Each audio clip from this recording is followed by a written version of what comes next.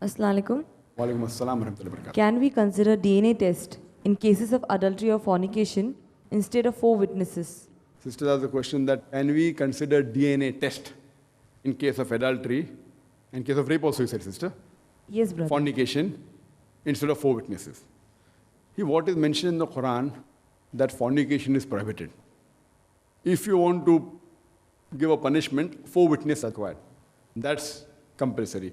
From DNA testing, you can come to know who is the person involved, but yet, there are other fallacies that are there, whether fornication is taking place or not. The DNA testing can be an additional support.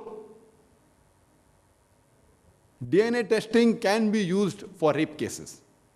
According to Islamic Sharia, a person who is a rapist should be put to death, according to a Sahih Hadith. But if you don't find 4 witnesses in case of rape, in this case solitary witness is sufficient, it can further be substantiated by DNA testing also for rape, but not for fornication. For fornication, it can be an additional proof, but by itself, DNA testing only cannot be sufficient for fornication. Point number 1, for a fornication but natural, it should be that both should agree. So both should agree for the haram act, then it is a fornication or adultery. If one person forces on the other, it becomes rape. So in cases of a criminal act, like forcing, then DNA testing alone is also sufficient. But if it's an agreement of both, then 4 witnesses is a must. Because you tell me one thing, if 2 people are there who have been involved in adultery, if they are involved in adultery, and suppose someone lays an allegation that X and Y are doing adultery, let's do the DNA testing. Why should they agree? So to let a DNA test be done, you again require 4 witnesses. Because it's laying an allegation against the modesty. The moment I'm doing a DNA test, that means I'm doubting that person's modesty. So to lay an allegation, Quran says 4 witnesses.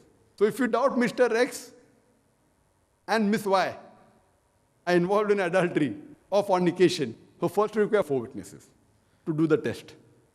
So even if 4 witnesses, whether the test comes true or not, that is sufficient. To substantiate, you can do the test and prove it. But point number 1, that how will they undergo the test?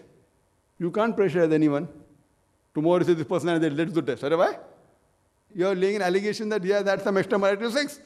Let's do an STD test. How can you do? So for that also you require 4 witnesses. But for rape is different. Rape, a lady is saying that that man has done zina bil jabr.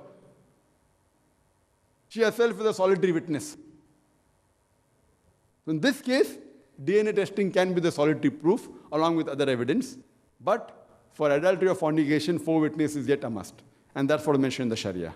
Hope that answers the question, sister.